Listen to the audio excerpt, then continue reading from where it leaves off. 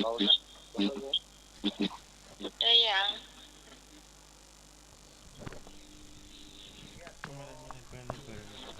มายังการอยู่เนอะเดี๋ยวก่อนที่จะเข้า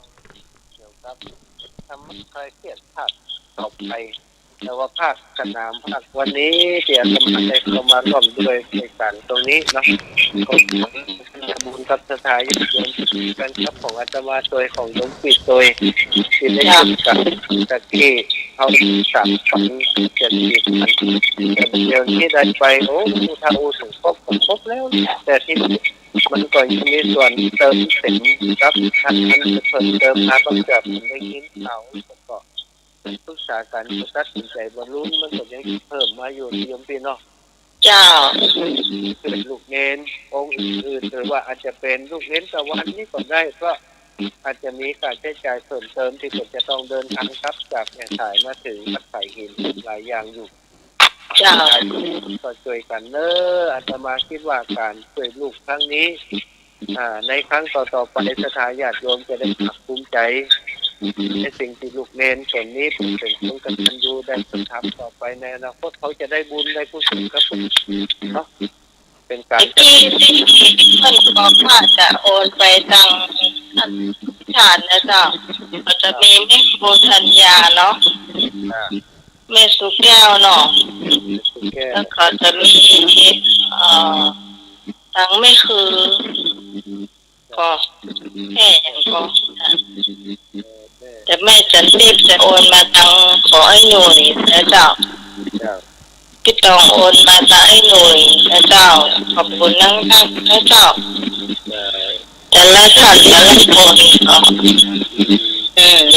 พี่สาวชื่อสามยอดก็โอนมาทางไอ้หนุ่ย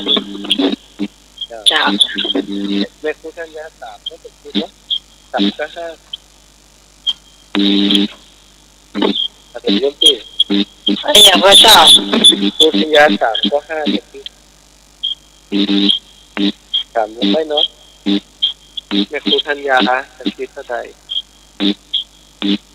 แม่ครูธัญญา300 บาทเจ้าแม่สุแก้วกิโล2ก็200ครับผมค่ะแต่ละที่300แต่ละที่1 บาทของเราแฮมวันเดี๋ยวก็รอคนอื่นๆเปิ่นโอนมาเนาะเจ้าตอนพวกเราก็ยังมาเอาเสื้อเนาะเพราะว่าแต่ละคนบางท่านบางคนก็ไม่ได้ห้าเงินเดือนแต่เสื้อเจ้าใช่นี่จะเติมเพื่อเต็มไปจะเติมไปก็โยมเปิ่นใส่หอมมาเล็กๆน้อยๆสมาก็จะเจาะกันไปนิดเลยเจ้าครับลุยทีเดียวก็จากส่วนของอาตมาจากนี้ไปแห่งก็คงจะได้แห่งที่เป็นโทรมาถึงไหมอย่างต่างๆก็น่าจะได้แห่งสัก2ก็ของท่านเป็นเดียวที่บอกถึงแม่ครูธัญญาตะกี้ถึงแม่สุแก้วแล้วก็ทางสายเจ้าแม่ของท่านตะกี้เนาะ2,500หรอของท่านนะเกือบ3,000นั่นแหละ3,000อยู่แล้วก็ช่วงของต้นชั่วโมงนี้อาตมาภาพก็ขออนุญาตโยมพี่จะได้พักผ่อนแล้วโยมพี่จะได้ดำเนินรายการไปด้านอื่นต่อเนาะจ้าขอบคุณท่านเลยจ้าแล้วก็เพื่อนร่วมงานทั้งหลายทีมงานของโยมพี่ที่สมัยธรรมะคันเป็นทุกท่านท่านอาจารย์สมัครท่านสมณเณรเอารักครับผม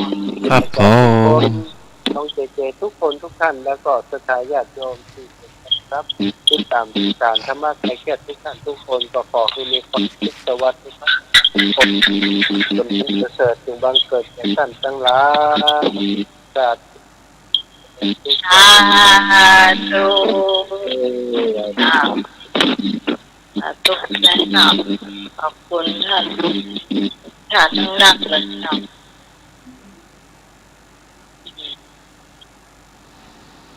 เรื่องของ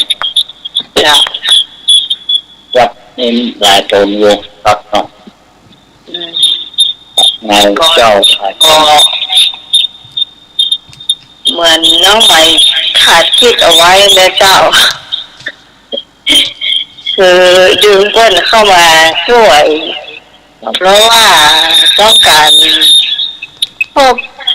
เห็นอย่างนี้เพื่อนเป็นคนที่เป็นครูมาก่อนเพื่อนก็คงเข้าใจดีในการอู้อยู่แล้วนะเจ้านอกในหมดหรอกไปทุกจังหวัดเป็นอย่างนี้เพื่อนรายการเพื่อนก็ฟังนักตัวนะเจ้าเฉพาะท่านสมชายวันนี้ก็2,500แล้วค่ะนะเนาะตื่นมาแล้วเนาะเจ้าบารมีเฮานักนี่ล่ะเจ้าเฮาก็เพิ่มมาที่สาวเชิงสำยอดนะเจ้าใช่นะแต่ก่อนแม่จะตีบนองติดตองเหรอดอกติดตองเจ้าอันนี้ก็โวยนะปุ๊บปั๊บขอบคุณนักในเจ้าอย่างน้อยที่สุดก็ยังฟังกันอยู่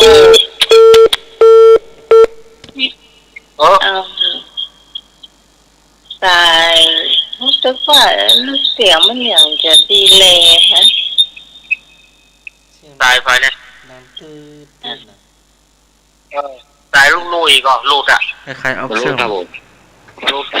ครับคล้ายๆออกเชื่อมหรือเปล่าจะดังตื้ออาจารย์คาดวางครับจะดังมานานแล้วนะตะกี้นี่มันดังขนาดเลยรู้สึกว่าเหมือนจะห่อด้วยซ้ำลองอ่ะตื้อคล้ายๆออกเชื่อมทำงานกลางคืนนะทำงานเชื่อมเจ้าน้องใหม่ลองดูวิทยุน้องใหม่ใกล้ลำโพงใกล้นี่ก็มันมีเวลาน้องใหม่อู้มันจัดกล้องแล้วมีต่อยนะเจ้าเดี๋ยวเนอะแม่ละป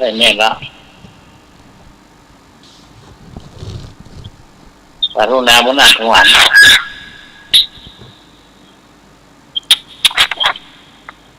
ไหนจ้าเสียงเงียบอันหนึ่งตอนนี้ใจสมอทอกเสียงเดียวนะครับจ้าเงียบปิ้งดักละเหมือนต้องร้อง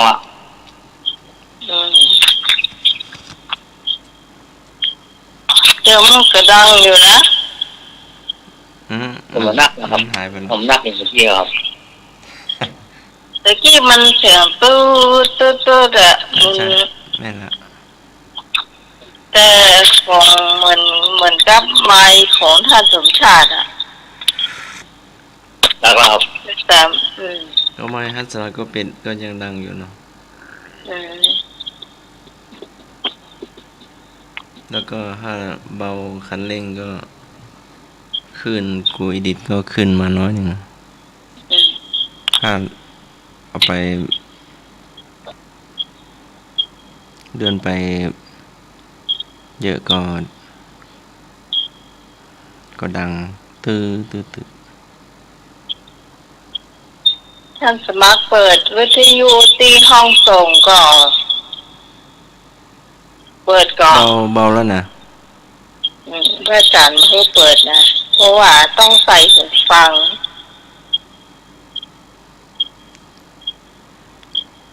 อาจารย์เคยบอกพี่ไว้ว่าให้ท่านสมัครใส่หูฟังถ้ามาอ่านมันจะดังเนี่ยพี่ได้ยินมันดังเหมือนนั้นไปปิดเยอะก็ได้เดี๋ยวมันก็อยู่ห้องที่3แล้วนะนั่น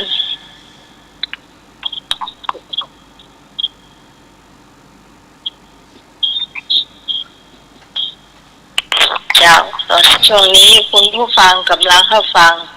รายการธรรมะคลายเครียดประจำวันอาทิตย์ที่27เดือนมีนาคมอาทิตย์สุดท้ายของเดือนนี้นะเจ้าช่วงนี้คุณผู้ฟังวันนี้ได้นอนดึกหน่อยนะเจ้าแต่คนที่เป็นแฟนรายการก็คงจะมาเบื่อนะเจ้าเนาะ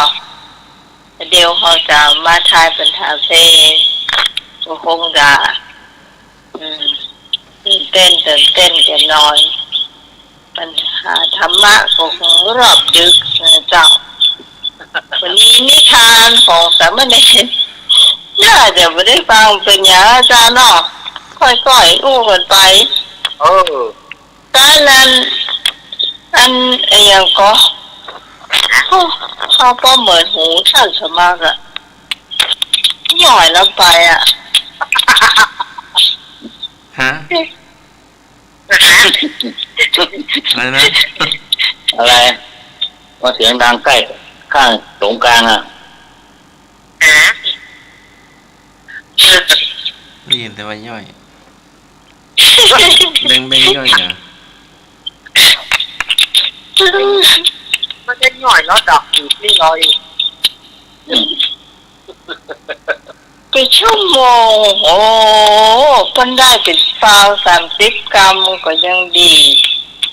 ลูกมาปากก็เปิดโอ้ยเราไปหาสตางค์ได้แหมได้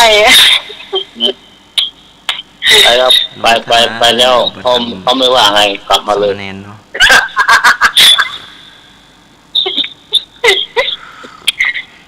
เจ้าเพราะว่าอาจารย์ช่วงนี้ว่างหรือยังอาจารย์วิศวัฒน์และเจ้าพอสถานีทำแล้วก็เปิดเพลงเนอะอาจารย์เนอะตามเป้าหมายเจ้าเท่าที่น้องใหม่นั้นนิมนต์ท่านศึกษาเอาไว้นี่ได้ตามเป้าหมายนะเจ้า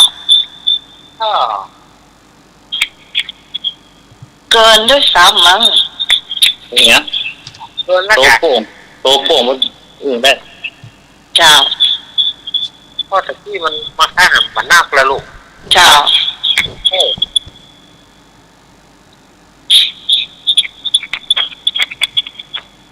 มันเหลือแต่น้อยเดียวใช่ว่ามันพลาดแต่ไม่นั่งรับ